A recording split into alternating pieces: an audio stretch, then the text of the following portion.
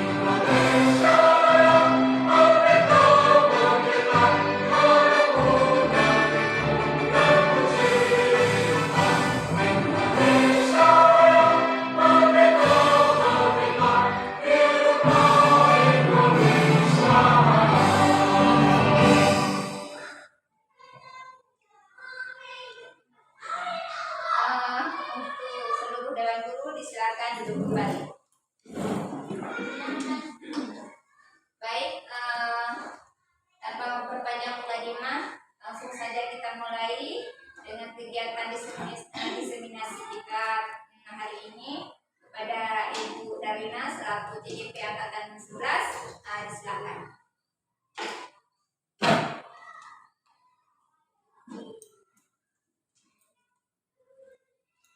Assalamualaikum warahmatullahi wabarakatuh.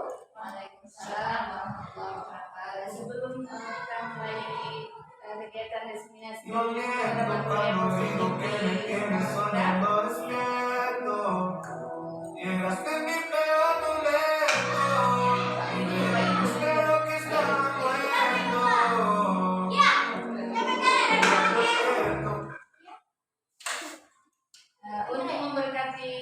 kegiatan kita hari ini, sebelum acara kita mulai, mari kita membaca Al-Fatihah bersama-sama. Bismillahirrahmanirrahim.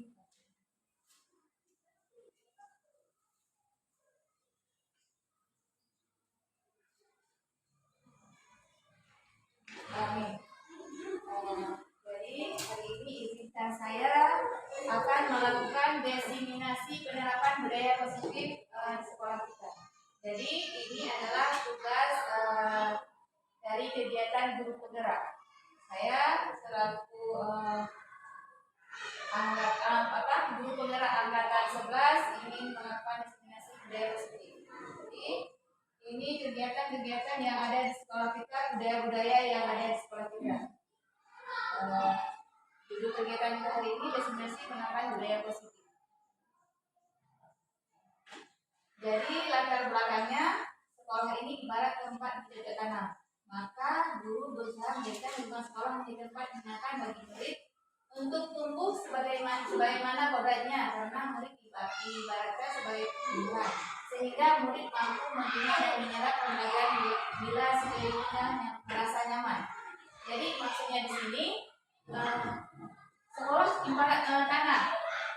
Jadi untuk bercocok tanam, kalau tanahnya subur, maka tanamannya akan berkembang dengan baik, akan subur juga, dan akan menghasilkan buah atau apa yang kita harapkan. Misalkan seperti kita menanam padi, kalau tanahnya subur, pasti hasil padinya akan lebih banyak, lebih besar, lebih meningkat. Kalau tanahnya gersang, ya, seperti itu hasilnya kurang. Jadi di sini biar sekolah kita menjadi subur, yang pertama sekali dari gurunya, dari kita sebagai guru bisa menerapkan budaya-budaya positif di sekolah, membiasakan budaya positif bagi anak di sekolah kita agar anak mudah menyerap pembelajaran dan nyaman bagi mereka untuk menimba ilmu di sekolah ini. Sedangkan tujuan nyata penerapan budaya positif untuk menumbuhkan budaya positif dengan menerapkan nilai-nilai kebajikan dalam dirinya untuk menumbuhkan motivasi intrinsik warga sekolah dalam berperilaku. Jadi menumbuhkan budaya positif di sini bukan untuk siswa saja, tapi dimulai dari kita sebagai guru. Jadi kita guru membiasakan budaya positif sehingga anak-anak kita akan mencontohkan, akan menerapkan contoh yang diterapkan di sekolah sehingga mereka juga akan dapat budaya positif. Seperti yang digambar di sini, kita ada budaya positif di sini. Membaca, setiap hari kita get by, akan membaca di halaman sekolah seperti yang foto ini, dan ada juga budaya gotong royong. Itu termasuk pada budaya positif dan pembelajaran untuk anak. Ini budaya-budaya positif yang ada di dalam modul 1.4 kami. Yang pertama disiplin positif dan nilai-nilai kebajikan. Yang kedua teori motivasi, hukuman, penghargaan, dan restitusi. Yang ketiga keyakinan kelas. Sedangkan yang keempat kebutuhan dasar manusia dan dunia berkualitas. Yang kelima restitusi dan timbang posisi kontrol. Yang keenam restitusi segitiga restitusi. Jadi ini budaya positif yang ada. Yang satu disiplin positif dan nilai-nilai kebajikannya. Tujuannya guru dapat menjelaskan makna kontrol dari paparan teori kontrol Dr. William Lesser serta Miss William Lesser serta Miss konsepsi yang terjadi di kehidupan sehari-hari serta miskonsepsi yang terjadi di kehidupan sehari serta dapat menjelaskan perubahan paradigma stimulus siswa kepada teori kontrol. Yang kedua, guru dapat menjelaskan makna disiplin positif dan mengamati penerapan lingkungannya serta kaitan teori kontrol dengan 3 motivasi perilaku manusia. Yang ketiga, guru menjelaskan pentingnya memilih dan menentukan nilai-nilai kebajikan yang akan diyakini dan disepakati seluruh warga sekolah sehingga telah tercipta sebuah budaya positif. Jadi tujuan disiplin positif di sini menjelaskan makna posisi kontrol. Di sini makna posisi kontrol guru menurut Dr. William. Habis itu menjelaskan makna disiplin positif, apa itu disiplin positif, dan menjelaskan pentingnya memiliki nilai-nilai kebajikan yang akan diyakini dan disepakati oleh seluruh warga sekolah agar sekolah tercipta budaya positif. Ini miskonsepsi. Adapun apa di balik gempalan tangan? Gempalan tangan. Apa yang ada di balik gempalan tangan ini?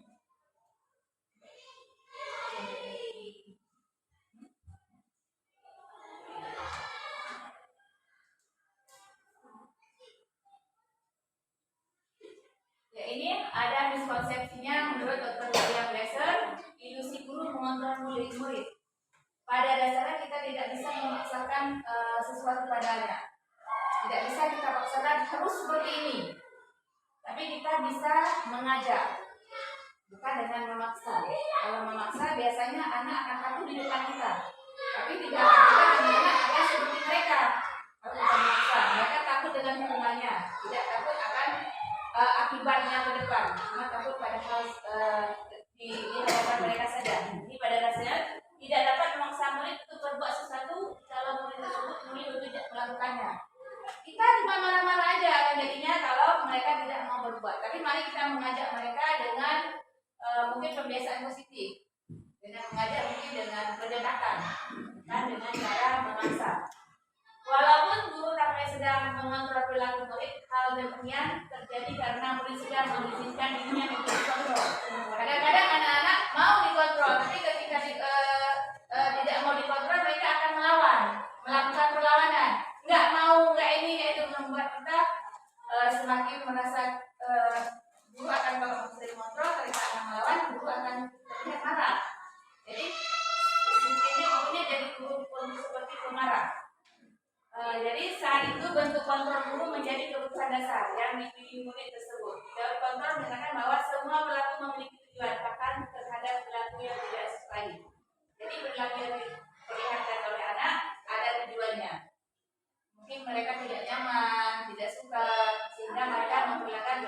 yang tidak disukai.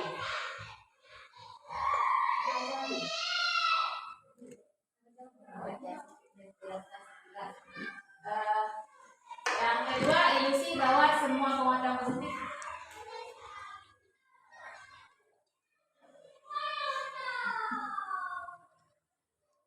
ilusi bahwa semua penguatan positif ada timbangan ya,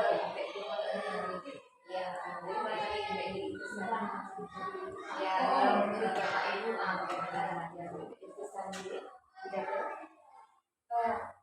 ini berdasarkan psikosepsi yang tadi sudah saya sebutkan. Ini ada 3 lagi. Kira-kira ada nggak pendapat dari ibu-ibu atau bagaimana maksud dari ilusi atau dari sini ada nggak pendapat dari ibu-ibu?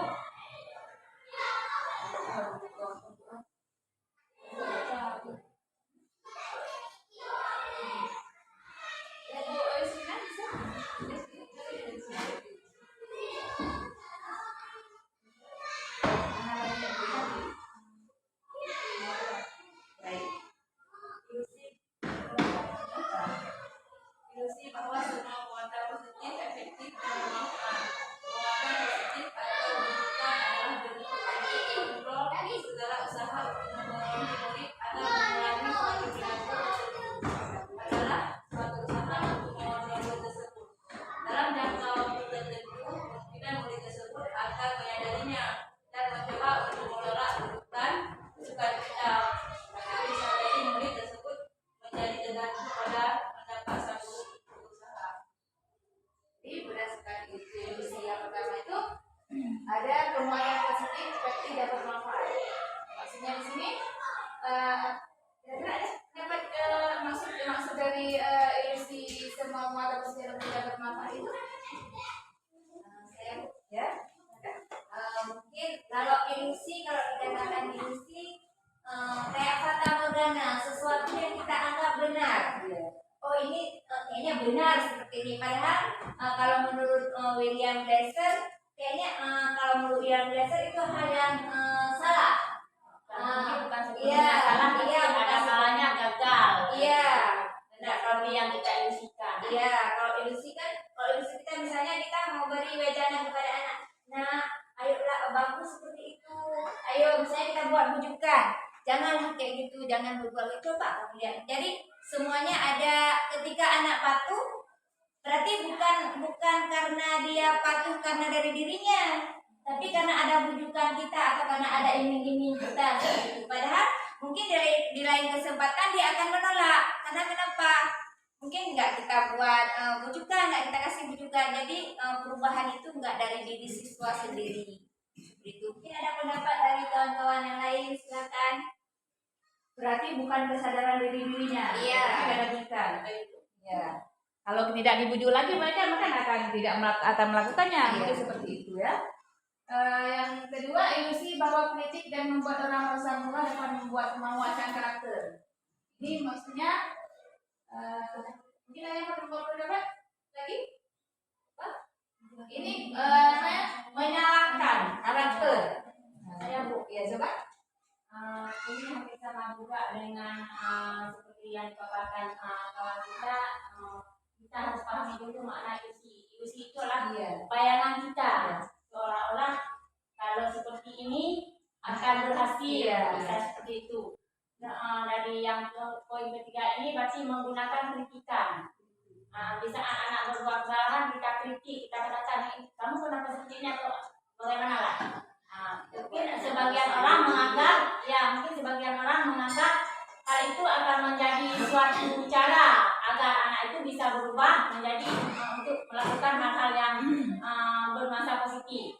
Tapi akan tetapi mungkin ada beberapa bagian anak yang tidak suka kalau dikritik. Mungkin dia akan lebih suka kalau dipuji atau kita kasih contoh atau kita dengan cara kita ajak, bukan dengan kita kritik. Jadi ilusi bahwa dengan mengkritik akan menghasilkan, akan membuat suatu kebiasaan karakter positif itu mungkin belum tentu benar. Mungkin seperti itu maksud dari teori yang kita baca ini. Ya. Yang satu lagi ilusi bahwa orang dewasa hak untuk memaksa. Nah, biasanya kita memaksa. Yang kita katakan pasti benar. Ya, Yang anak katakan iya, karena aku lebih berilmu, lebih dewasa, jadi memaksakan kehendak kepada anak. Ini mungkin ada kawan yang ingin menyampaikan maksud dari sini.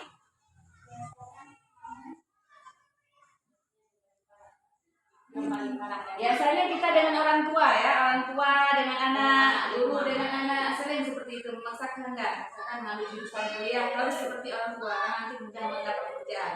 Kadang mungkin bukan hobi dia, bukan keinginan dia. Juga dengan anak sekolah di sekolah. Mungkin dia ingin buat ini, ingin membuat sesuatu yang lain. Tapi kita memaksakan seperti yang diinginkan oleh orang dewasa, karena orang dewasa merasa memiliki hak untuk memveto, memaksakan kehendak kepada anak. Berarti dari keempat poin itu yang paling parah ilusi yang keempat. Ya. Memaksa ya, karena merasa orang dewasa itu lebih tahu, Sudah banyak lebih berilmu, daripada diktator ya. Memaksakan tidak boleh seperti anak, tapi harus seperti kehendak kita. Ya, berarti udah kita bahas mengenai persepsi tentang ilusi. Ini stimulus respon dan teori kontrol. Yang pertama realita, kebutuhan kita sama, kebutuhan kita berbeda. Jika anak kan tidak semuanya sama kebutuhannya. Kalau stimulus respon kita merasa semua anak memiliki kebutuhan yang sama. Tapi pada kenyataannya kebutuhannya berbeda. Setiap anak berbeda keinginannya, bukan sama semua. Walaupun pada dasarnya kebutuhannya sama, kebutuhan dasar, kebutuhan akan kasih sayang, akan perlakuan dengan orang lain. Tapi pada dasarnya akan berbeda setiap anak. Masuk anak kita di dalam kelas, walaupun ada anak berapa orang, kebutuhannya tetap tidak sama. Ada kasih sayang, ada butuh penguasaan, ada butuh kebutuhan lain yang mereka semua orang melihat hal yang sama. Kita melihat anak-anak itu sama kebutuhannya, tapi pada dasarnya setiap orang memiliki gambaran yang berbeda. Dari cara mereka mengerjakan soal aja yang dikerjakan akan berbeda.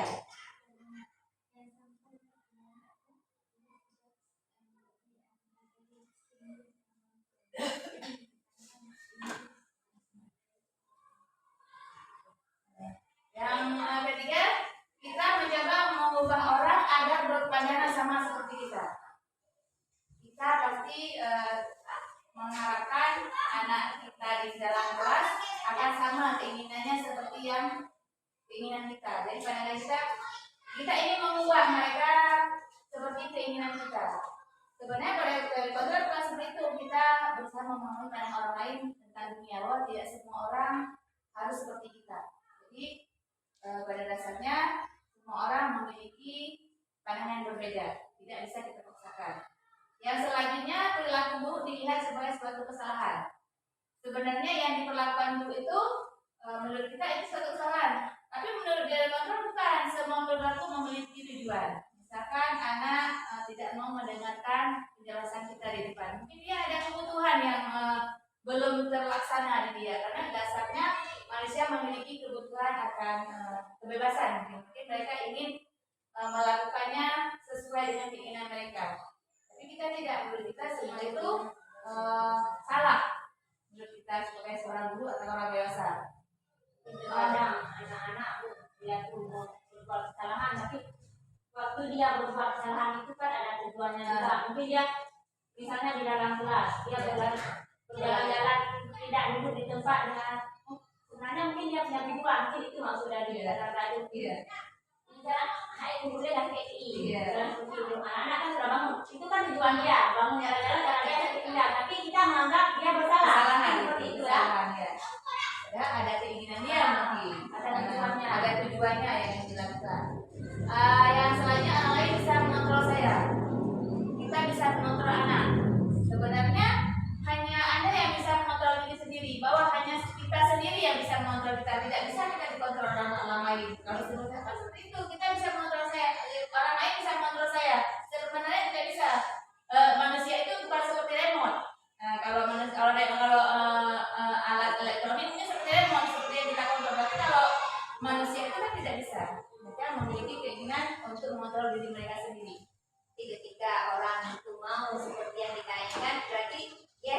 mau untuk dikontrol ya itu ya.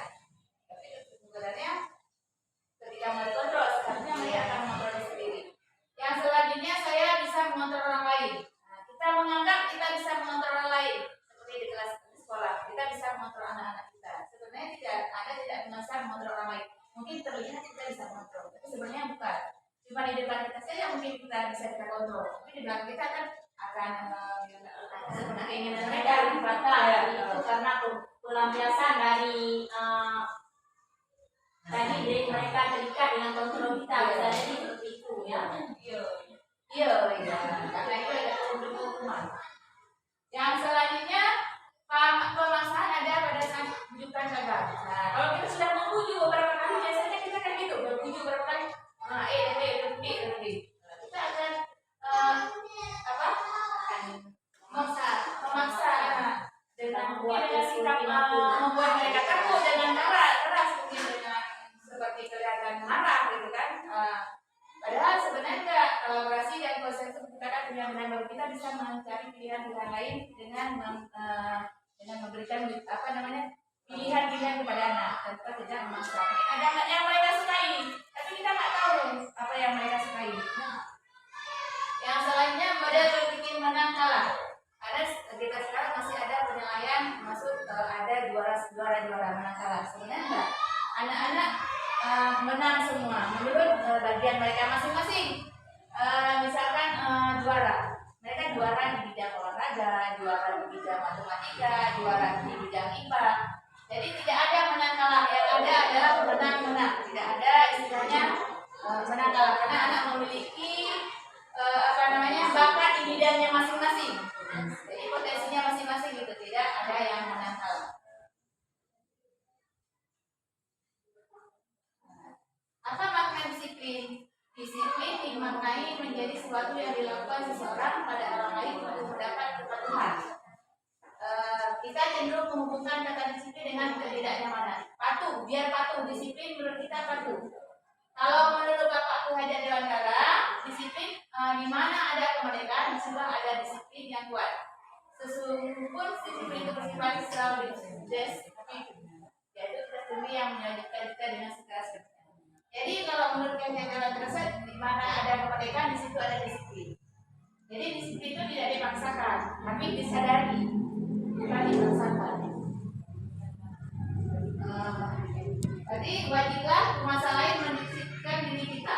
Jadi sebenarnya bukan penguasa ya, tapi kita sendiri harus mendisiplinkan diri sendiri. Dan peraturan itulah yang harus ada di dalam suasana yang merdeka. Jadi intinya di sini maksudnya menurut saya disiplin itu kita sendiri yang menciptakan. Kalau kita sudah merasa merdeka, sudah tidak dikontrol orang lain, berarti kita harus mendisiplinkan diri kita sendiri tanpa perlu penguasa untuk mendisiplinkan kita. Jadi kita menyadari apa itu kedisiplinan pada suatu lembaga yang seperti sekolah ada peraturan sekolahnya. Mungkin kita harus sadar, tidak perlu mendapat hukuman dulu baru kita mendisiplinkan diri kita. Sebagai pendidik, tujuan kita adalah menciptakan anak-anak yang memiliki disiplin dari diri sehingga mereka bisa berperilaku dengan mengacu pada nilai-nilai kebaikan, universal dan memiliki motivasi intrinsik bukan ekstrinsi. Yang dimaksud intrinsik di sini motivasi dari dalam diri mereka sendiri, bukan dari luar, bukan dari kita saja, tapi mereka menyadari sendiri apa itu disiplin. Mengapa kita harus disiplin? Apa fungsi disiplin? Mereka harus sadar sendiri, bukan cuma dari paksaan guru untuk disiplin.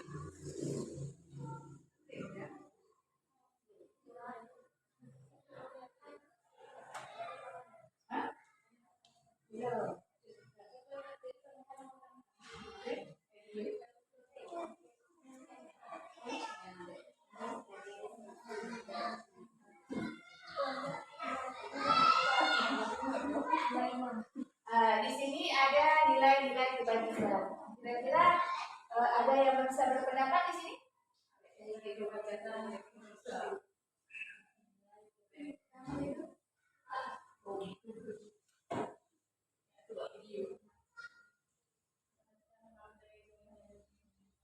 kebajikan universal.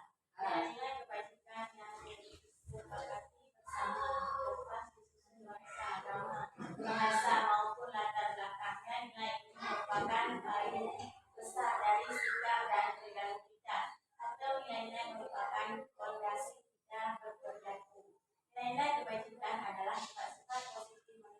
yang merupakan tujuan penilaian ini dicapai setiap individu. Berarti nilai-nilai kebajikan itu adalah payung besar. Jadi nilai-nilai kebajikan itu memiliki fondasi. Fondasi itu bahasa kita itu dasar ya, dasar nilai kebaikan. Kalau ada nilai-nilai kebajikan, maka manusia akan mencapai tujuan dia yang ingin dicapainya. Ini contohnya gini juga nilai-nilai kebajikan ada seperti lagi. Contohnya kalau dulu di ruang kelas kita membuat peraturan kelas. Tapi kalau di sini kesepakatan kelas kita buat kesepakatan. Berarti itu suatu nilai-nilai kebajikan disepakati, jangan dibuat ultimatum atau dibuat seperti peraturan paksaan. Tetapi dibuat seperti suatu kesepakatan bersama dari anak-anak. Jadi mungkin dengan seperti itu mereka akan lebih menerapkan apa yang sudah disepakati, tidak dengan terpaksa, karena itu hasil kesepakatan mereka. Sedangkan kalau kita buat peraturan itu sudah seperti paksaan dari kita, seperti itu lah. Iya ya. Saya rasa seperti ya. Ya, bahkan mungkin bisa kita lihat dari pengertian dari katanya dulu universal. Kalau universal kan menyeluruh ya. Berarti sifat-sifat yang kita yakini itu benar, orang lain tidak menampik itu tidak benar. Kayaknya ya seperti itu yang maksudnya universal. Berarti nilai-nilai positif yang universal yang menyeluruh. Jadi ketika kita anggap benar, orang lain tidak akan masa itu seperti itu dianggap hal yang benar. Jadi orang lain dari sebuah kesepakatan. Iya, orang lain pun membenarkan bahwa secara umum dan menyeluruh itu suatu perbuatan yang dianggap benar. Komunitas lanjut ya.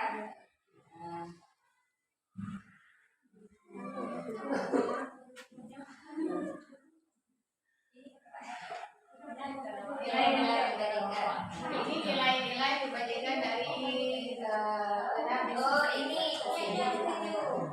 yang lagunya Ibu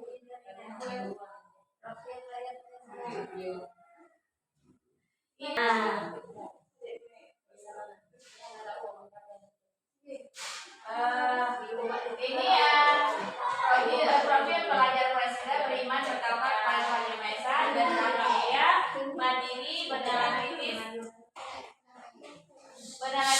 berpikiran normal, gotong royong dan sekarang mari sama-sama kita menyanyikan bersama dan melakukan gerakan lagu profil pelajar Pancasila. Silakan berdiri semua biar kita melakukan gerakan profil pelajar Pancasila.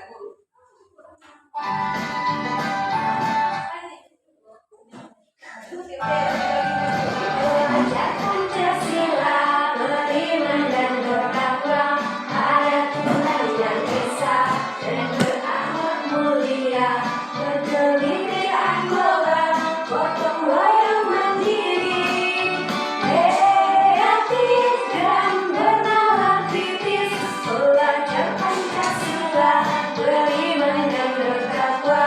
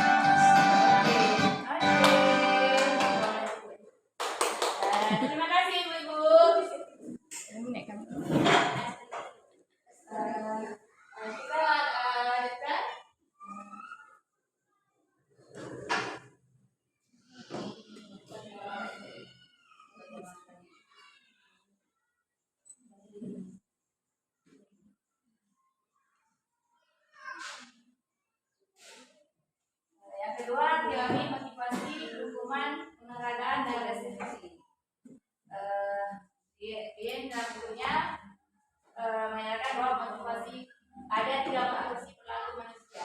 Coba kita lihat. Ya, motivasi perilaku manusia. Yang pertama, menghindari ketidaknyamanan atau hukuman. Yang kedua, untuk mendapatkan imbalan atau penghargaan dari orang lain. Yang ketiga, untuk menjadi orang yang mereka inginkan dan menghargai diri dan nilai dan yang mereka percaya. Jadi motivasi perilaku manusia itu ada 3. Yang pertama, untuk menghindari ketidaknyamanan. Biasanya mana? Orang kita. Yang kedua, mendapat imbalan. Ada tujuannya, ingin melakukan ini ada dapat hadiah. Yang ketiga, untuk menjadi orang yang mereka inginkan dan menghargai diri sendiri dengan nilai-nilai yang mereka percaya. Jadi untuk mendapatkan yang mereka inginkan ke depannya, mungkin dengan menghargai diri sendiri. Mungkin di sini ada pendapat dari teman-teman kalau yang contoh untuk menghindari ketidaknyamanan atau hukuman. Mungkin ada di sini yang bisa menyebutkan contoh untuk kita yang dari berbagai sehari tidak nyaman. Nah, ada? Misalnya kalau kita datang usahakan datang pagi-pagi agak ditegur Ya, dalam sekolah ya. Ya, Tidak nyaman kalau itu kan tidak nyaman ya. ya. Ada lagi? Kalau yang kedua Bapak imbalan, Pak ya, misalnya kita mengerjakan sesuatu atau apa gitu, biar dapat ujian seperti itu atau dapat yang nggak baik gitu ya. Ya, Disiplin yang nggak itu baik. ini bukan karena keinginan tapi karena Ya. ingin dihargai, dengan mendapatkan sebutan orang baik. Iya, Kita melakukan bisa kebaikan jadi. seperti itu ya. Yang ketiga, kalau yang ketiga yang paling baik Iya. ya. karena sesuai dengan untuk Iya. kedepannya akan menjadi seperti yang mereka inginkan, bukan Iya. keinginan orang lain, bukan karena tidak nyaman atau bukan karena pemaksaan dari orang lain. Jadi di sini ada motivasi manusia 3 itu. Pikirkan, pernahkah Anda merasa berada dalam sebuah posisi di mana Anda sengaja melakukan sesuatu yang menyakitkan bagi Anda, bahkan bertabrakan dengan penghargaan orang lain? Ada nggak? Saya rasa semua ada. Melakukan bukan keinginan kita, bukan seperti keinginan kita, tapi kita paksakan melakukannya juga. Mungkin di sini ada. Siapa bisa menyebutkan contohnya? Mungkin Ibu ada? Bertabrakan dengan keinginan kita, harus kita lakukan juga.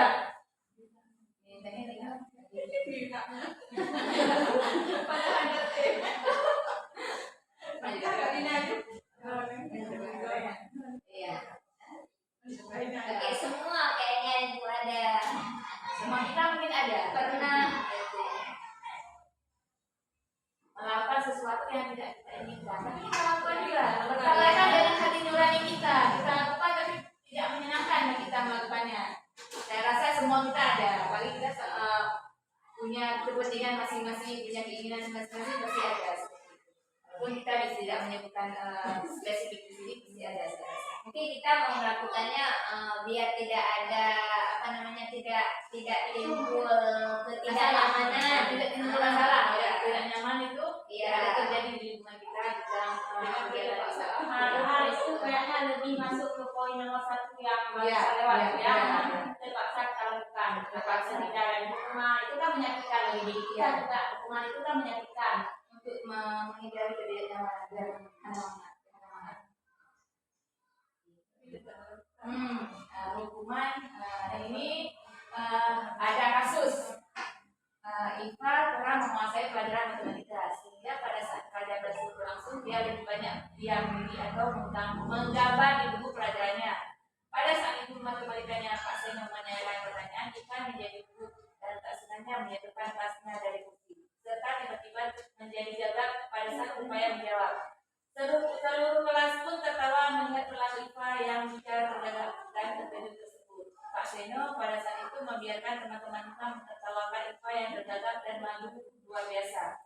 Dan malahan minta Iva untuk maju ke depan berdiri dan di depan kelas sambil menunjuk hidungnya karena tidak bisa menjawab pertanyaan.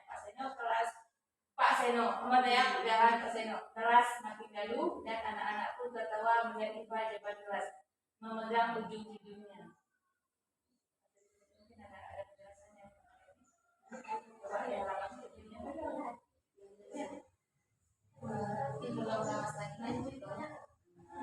Ini, apakah Anda setuju dengan tindakan Pak Seno?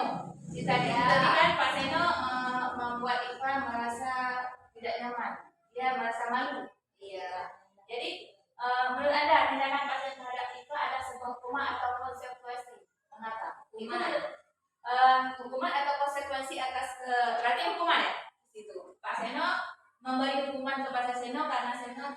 memperhatikan pelajaran dan menyuruh Seno untuk berdiri di depan kelas. Jadi hukuman. Kenapa hukuman? Karena itu tidak ada dalam kesepakatan mungkin. Karena tidak boleh membuat beri hukuman, tapi memberi menanyakan keyakinan yang sudah kita sepakati bersama. Apa keyakinan yang kita tidak mendengarkan pelajaran? Apa konsekuensinya? Kalau tadi itu bukan konsekuensi akibat yang akan kita lakukan berdasarkan keyakinan yang sudah kita buat. Kita ada kesepakatan kalau kita mendengarkan pelajaran mungkin ini konsekuensinya, tapi bukan hukuman dengan mempermalukan. Konsekuensi kesepakatan yang sudah kita buat. Kalau hukuman kan membuat anak merasa malu, merasa takut, tapi dengan memberi konsekuensi mereka akan ingat, oh ya salah saya di sini karena tidak mendengarkan pelajaran. Jadi mereka bisa memperbaiki diri. Berarti ada kesamaan juga ya, kalau konsekuensi itu berarti sanksi yang kita dapat ketika kita melanggar sebuah keyakinan, suatu kesepakatan. Sedangkan hukuman itu biasanya suka orang yang gurunya mau kasih hukuman apa, dan hukuman itu tidak boleh hukuman yang dapat merusak mental anak. Seperti berdiri di depan kelas kan mempermalukan anak, itu kan merusak mental anak. Mereka mungkin bisa jadi karena malu dia tidak mau pergi ke sekolah lagi karena akibat dari rasa malu itu. Jadi tidak boleh memberi hukuman yang apalagi hukuman yang membuat anak merasa malu verbal, ya, apalagi hukuman fisik. Jadi tidak boleh memberi hukuman tapi membuat konsekuensi berdasarkan keyakinan kelas yang sudah kita buat. Jadi mereka akan menyadari apa sama-sama berupa hukuman, iya. Tapi yang ini kalau konsekuensi hukuman yang disepakati. Ya, sepakati dan akan ada perubahan ke depan. Tapi kalau hukuman seperti tadi membuat anak malah merasa malu, sehingga ketika malu akan akibatnya efeknya besar, bisa jadi anak tidak mau pergi ke sekolah lagi. Nah, itu maksudnya ada konsekuensi. Mungkin gambaran kayak gini, kalau hukuman itu lebih memberatkan, misalnya hukuman tidak sesuai dengan yang dilaksanakan. Misalnya siswa membuat pelanggaran apa, kita beri hukuman, misalnya anak tidak memakai kunjung sekolah, kita suruh berdiri berjanda menghadap tiang bendera misalnya, itu hukuman. Tapi kalau konsekuensi, jadi anak-anak sudah lumrah tahu, kalau kamu berbuat ini konsekuensinya ini, jadi anak-anak mudah terima. Tapi kalau kayak tadi karena dia nggak pakai seragam berdiri sampai beberapa jam menghadap tiang bendera, itu kan suatu yang tidak sesuai dengan kebaikan moral yang akan ya terjadi pada anak itu setelah mendapatkan hukuman. Tapi kalau konsekuensi akan ada perubahan dari sikap-sikap itu ya.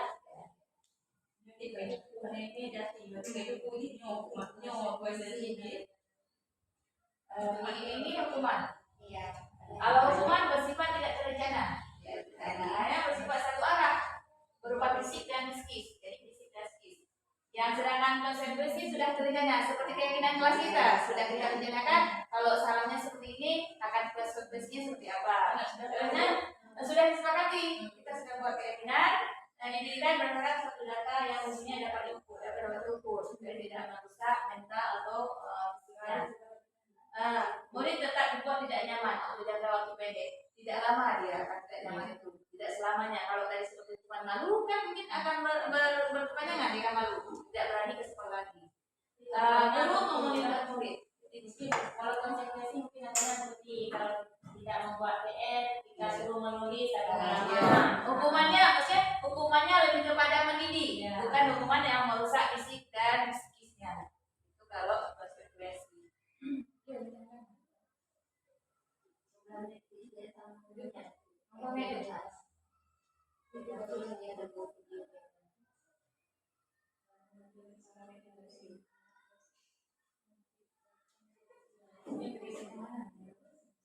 Restitusi, ya restitusi adalah proses menciptakan kondisi bagi murid untuk memperbaiki kesalahan mereka. Seperti tadi juga seperti kita bahas di belakang, sama dengan restitusi kesepakatan untuk memperbaiki sikap mereka.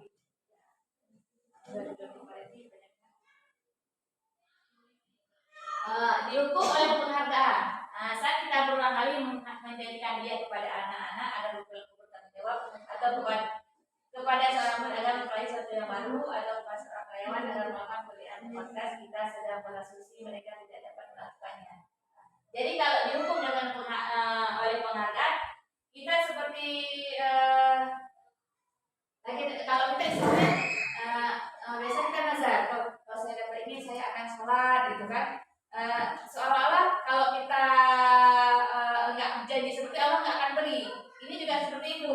Kalau kita nggak kasih penghargaan, nggak akan bagus, nggak bisa, karena udah kita janjikan. Sebenarnya tidak seperti itu. Jadi penghargaan lain lagi dengan berbeda dengan dari hukuman. Berarti penghargaan itu diberikan setelah anak melakukan sesuatu yang dianggap sesuatu yang luar biasa. Jangan dijadikan, jangan dikatakan terlebih dahulu kalau dia bersama ini mau akan berikan dia. Jadi jangan patokannya harus melakukan dulu baru nanti saya akan beri. Jadi kalau ketika mereka mendapat apa saja yang mungkin lebih dari penilaiannya, dari nilai-nilainya, mungkin bisa beri hadiah. Tidak perlu kalau kamu dapat nilai segini, saya akan beri hadiah. Tidak perlu dengan itu. Jadi mereka akan terfokus cuma pada satu bidang. Kalau seperti itu. Tapi kalau dengan penghargaan saja tanpa hukuman, kita berikan penghargaan tanpa sebuah perjanjian.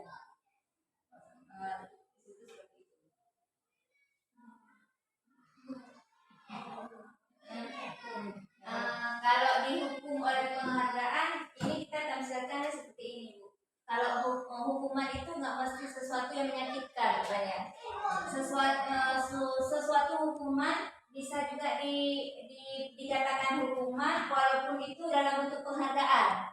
Misalnya kayak gini, siswa terus kita janjikan sesuatu. Kalau kita janjikan sesuatu kan kita anggap anak itu nggak akan melakukan, makanya kita janjikan sesuatu. Padahal efek pada si anak itu adalah itu sebagai hukuman bagi dia. Efeknya, kalau anak kan kalau secara kasat mata dia akan senang dapat penghargaan, tapi efek kedepannya dia mungkin di lain kesempatan dia nggak akan melakukan hal itu kalau tidak ada penghargaan. Pasti dia akan terus berharap. Dia akan terus selalu akan mengharapkan. Otomatis kan itu sebagai bentuk hukuman bagi dia. Saya seperti itu karena ini saya dijadikan terus sehingga tidak ada motivasi untuk melakukan sendiri. Iya, untuk melakukan sendiri. Motivasinya karena ada penghargaan. Kalau dia mau, dia pasti bisa melakukan tanpa ada penghargaan itu. Kalau berbentuk obat sudah jadi ketergantungan. Iya.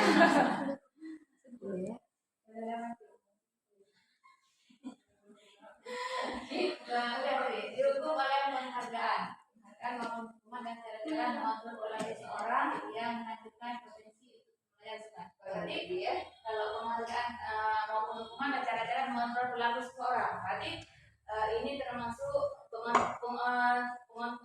mengontrol perilaku. Jadi hukuman dan penghargaan. Penghargaan selanjutnya penghargaan barunya jangka pendek dan jangka panjang. Penghargaan tidak efektif, penghargaan merusak hubungan, penghargaan mengurangi ketepatan, penghargaan menurunkan kualitas, penghargaan mematikan kreativitas, penghargaan menghukum motivasi dari dalam diri. Jadi di sini efek-efek dari penghargaan yang tidak menghukum ini dapat menurunkan kualitas. Maksudnya di sini ada yang sama itu maksudnya penghargaan menurunkan kualitas. Maksudnya di sini ada yang bisa biasa memahami? Dari penghargaan menurunkan kualitas ini biasanya dalam tahap belajar. Anak-anak sudah tahu karena mungkin pada tahap pertama dia sudah mendapat penghargaan, misalnya kita kasih peringkat pertama dia. Jadi kan, jadi dia sudah kedepannya dia pikir, oh saya kemarin dapat hadiah ini, jadi saya tidak perlu terlalu fokus lagi untuk belajar. Ini pasti yang kedepannya saya juga pasti dapat juara. Nah, itu menurunkan kualitas karena dari penghargaan tadi. Ada mungkin teman yang lain bisa menambahkan? Atau sudah kita lanjutkan pada materi selanjutnya?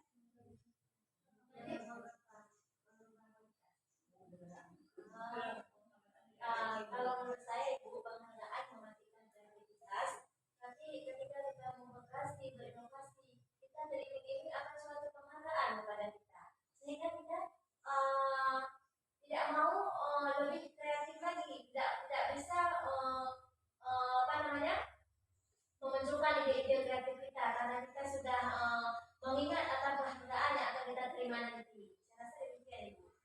apalagi penghargaannya tidak sesuai dengan keinginan kita. Nanti kita udah tahu seperti tadi Ibu Murni bilang dikasih buku 3. Kalau cuma buku 3, malas kita. Ya, kalau ada seperti itu. Pinginnya lebih tinggi lagi, lebih tinggi lagi. Jadi kalau kita berpikir seperti itu, kan tidak akan menemukan kualitas, akan menghasilkan kreativitas. Karena tidak sesuai dengan harapan nanti penghargaannya.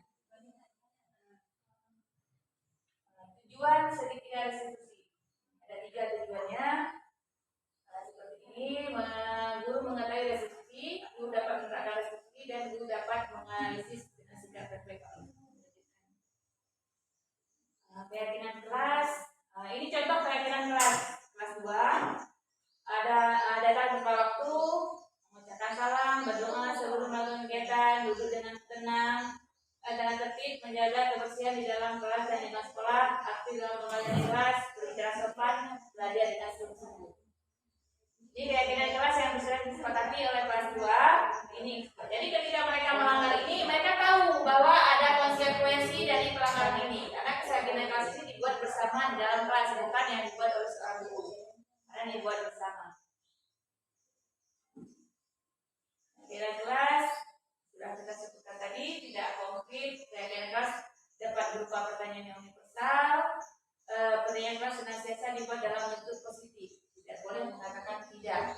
Tidak boleh. Tidak boleh mengatakan kata-kata tidak, harus dengan bahasa positif. Misalkan tidak mengganggu teman, bisa kita sampaikan saling menghormati. Tidak boleh mengganggu teman. Tidak boleh kita buat keyakinan seperti itu, tapi kita ganti dengan kata-kata positif, saling menghormati. Pembentukan keyakinan kelas mempersilakan orang untuk atau murid untuk bergerak pendapat, menjaga semua masukan. Kita susun keyakinan seperti ini. Kalimat nanti jangan berlalu di dalam koridor, kita ganti menjadi berjalanlah di dalam koridor, di kelas atau koridor. Dengan tidak boleh tak menggunakan kata tidak, kata yang negatif. Jadi ini dijawab kembali apa yang sudah kita sepakati, sudah kesepakatan bersama. Itu yang kita ambil jadi sebuah keyakinan kelas dari kesepakatan bersama. Jangan kita suka-suka guru keyakinan kelas ya, tapi berdasarkan keyakinan yang sudah kita diskusikan bersama di dalam kelas.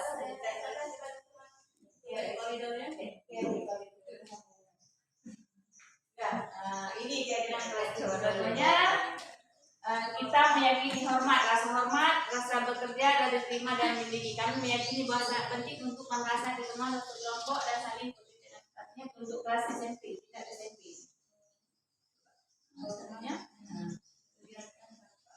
Kegiatan tampak seperti tidak tampak seperti. Yang tampak seperti datang tepat waktu, menyapa teman dan guru setiap hari, mengembalikan barang teman yang kami pinjam dan mengucapkan terima kasih. Sedang yang didapat sering datang terlambat. Tidak aktif pada teman, tidak mengembalikan barang yang dipinjam dari teman. Itu yang tidak tepat, tidak tampak. Ini keyakinan kelas, lanjutkan lagi. Kebutuhan mendasar manusia. Kebutuhan mendasar manusia ada 5. Yang pertama, kebutuhan akan bertahan hidup. Yang kedua, kebutuhan kasih sayang dan diterima. Yang ketiga, penguasaan. Yang keempat, kebebasan dan kesadaran. Ini kebutuhan dasar yang semua murid-murid kita harus mendapatkannya. Kalau satu kebutuhan ada tidak tercapai, berarti mereka akan berperilaku tidak wajar. Ketika berperilaku tidak wajar, itu ada satu kebutuhan mungkin yang mereka tidak terpenuhi. Misalkan kebutuhan kasih sayang dan tidak diterima. Jadi di sini ketika anak-anak membuat tingkah, berarti mereka butuh kasih sayang. Kebutuhan kasih sayang benar-benar apa di rumah ataupun di sekolah. Maka membuat tingkah, mencari perhatian kalau kita bilang. Jadi karena kebutuhannya yang belum terpenuhi. Jadi posisi kontrol itu ada 5. Di sini ada posisi kontrol sebagai penghukum, pembuat merasa bersalah, sebagai teman, pemantau dan manajer. Dari 5 posisi kontrol ini, sebaiknya kita sebagai seorang guru pendidik bersikap sebagai posisi kontrol seorang manajer. Jadi di sini sebagai manajer kita tidak akan menyalahkan anak, tetapi akan membuat ketika mereka melakukan kesalahan kita akan menanyakan keyakinan yang sudah mereka buat. Jadi mereka akan ingat kesalahan mereka tanpa disalahkan. Jadi di sini membuat anak menyadari kesalahannya melalui pertanyaan-pertanyaan guru yang tidak memojokkan mereka. Selanjutnya ini segitiga restitusi. Jadi ada ini segitiga restitusi. Yang pertama, menstabilkan identitas. Yang kedua, memvalidasi tindakan yang salah dan tidak menyalahkan keyakinan. Biasa ini dimiliki oleh guru yang memiliki psikontrol sebagai manajer. Yang pertama, kalau ada kesalahan, menstabilkan identitas. Mereka tidak memberi hukuman, tetapi pendekatan dengan anak dengan menanyakan sesuatu yang tidak menyakiti, tapi dengan perasaan mereka menyadari siapa mereka, berada di posisi apa mereka. Karena setiap orang pasti pernah melakukan kesalahan. Tidak ada yang tidak salah, pasti semua melakukan kesalahan. Sedangkan yang kedua, fasilitasi tindakan yang salah. Jadi kita ada cara lebih efektif mendapatkan apa yang kita butuhkan. Jadi tidak kita bisa menanyakan sebuah pertanyaan kepada anak, menanyakan pertanyaan kepada anak dengan agar mereka tahu apa kesalahannya. Yang terakhir, menanyakan keyakinan yang sudah kita sepakati, misalkan di sekolah, apa keyakinan sekolah kita, ataupun di kelas, apa keyakinan kelas kita, tanpa memberikan hukuman, tapi ada konsekuensi dari kesalahan yang telah mereka buat berdasarkan keyakinan yang sudah kita lakukan.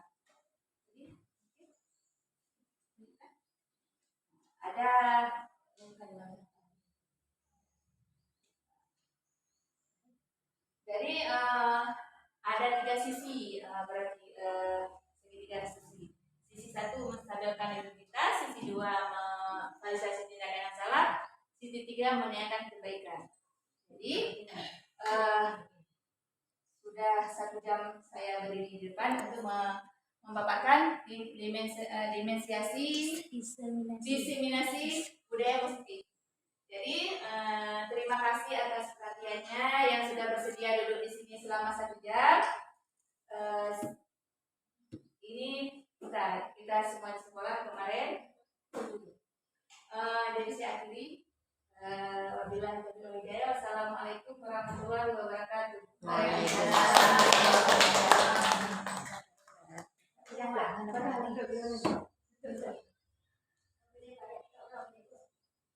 Ya, terima kasih luar biasa sekali ya diseminasi ya dari calon guru penggerak kita Ibu Darlina. Semoga apa yang sudah beliau sampaikan bermanfaat bagi kita dan bisa kita kembangkan di kelas kita masing-masing. Saya selaku moderator mengucapkan terima kasih dan permohonan maaf juga jika ada salah kata.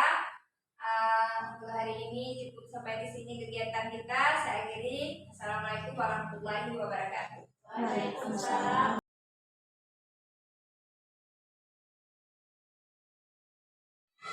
Selamat pagi anak-anak. Hari ini kita akan membuat keyakinan kelas. Keyakinan kelas itu sama dengan kesepakatan kelas atau dengan peraturan kelas. Sudah pernah dengar keyakinan kelas itu apa? Belum. Keyakinan kelas itu sama dengan kesepakatan kelas. Kesepakatan kelas sudah pernah dengar? Jadi hari ini kita akan membuat keyakinan kelas. Apa itu keyakinan kelas? Sesuatu yang kita inginkan di dalam kelas kita. Kita sepakati. Berarti kalau keinginan kita longgar tidak? Tidak akan kita angkat kan? Seperti keinginan kita. Sama dengan kesepakatan. Tapi di sini kita tidak boleh menggunakan kata-kata negatif. Misalkan datang terlambat. Biasanya kalau kesepakatan kita buat tidak boleh datang terlambat. Tapi kalau di keyakinan tidak boleh katakan tidak. Tapi disiplin. Tidak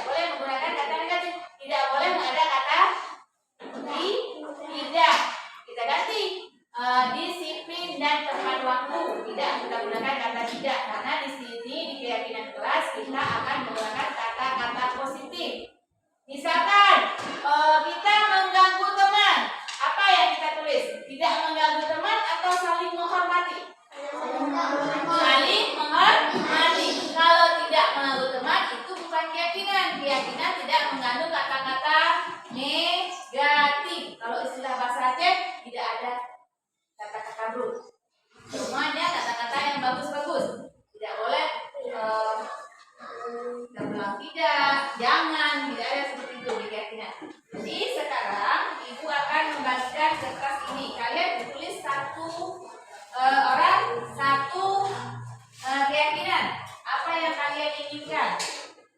Dibagikan nanti setelah kita tulis kita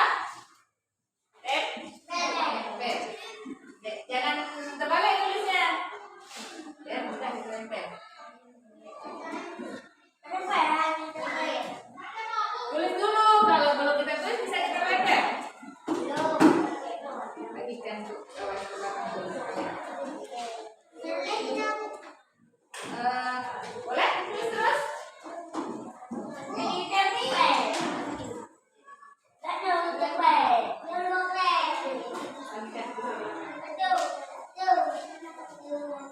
Nah, sekarang boleh menulis keyakinan apa yang ingin kalian tulis. Nanti setelah ditulis ditempel di sini. Nanti kita sepakati bersama apa yang akan kita jadikan keyakinan kelas kita. I can't believe that you came into my life. You made me feel again. Now it's my turn. You say you've always been a little bit shy, but I can put an end to your fears. Let me show you a place where you gon' wanna move your feet until they start to bleed. DJ, take it away. Tonight is all for you and me. So baby, spin and let the music begin. I know you feel it within, so go ahead and just spin, yeah, spin for me. Won't you spin? Don't let the doubt in you win. I know you feel it within, so go ahead. Jadi ini keyakinan kelas yang sudah kalian tulis. Jadi kita lihat, di sini ada saling tolong menolong. Ada berapa ya saling tolong menolong? Ini juga, ini juga. Berarti bisa kita sepakati saling tolong menolongnya. Dua. Habis itu ada saling menghormati. Saling menghormati. Saling menghormati ada berapa? Terus ada disiplin dan tepat waktu. Selalu menjaga kebersihan, ibunya di sini.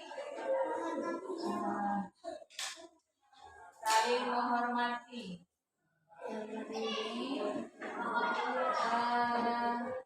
Disiplin dan tepat waktu. Bicara sopan santun. Ini kesepakatan kelas yang sudah kalian pilih. Jadi kita kesepakati kesepakatan kelas kita yang pertama selalu menjaga kebersihan. Berarti kelas kita harus selalu bersih. Di sini ada saling tolong menolong, disiplin dan tepat waktu. Berarti disiplin datang, disiplin pulang. Ada saling menghormati. Tidak boleh mengajak teman, tidak boleh mengganggu teman. Apalagi ini kesepakatan yang berbicara sopan santun, tidak boleh berbicara kasar. Ya. Satu lagi yang bisa kita sepakati menurut ibu, boleh nggak kita buat nggak mengerjakan tugas? Tidak. Boleh nggak mengerjakan tugas? Tidak. Berarti kita buat kesepakatannya mengerjakan tugas tepat waktu. Jadi ketika ada tugas kita kerjakan. Ibu tidak membuat tidak boleh mengerjakan tugas, tapi mengerjakan tugas tepat waktu. Berarti ini kesepakatan kita, keyakinan kita. Berarti kalau keyakinan kita ini siapa yang harus menaatinya keyakinan ini? Kita sendiri. Karena kesepakatan ini adalah kita yang buat. Jadi ini kesepakatan yang akan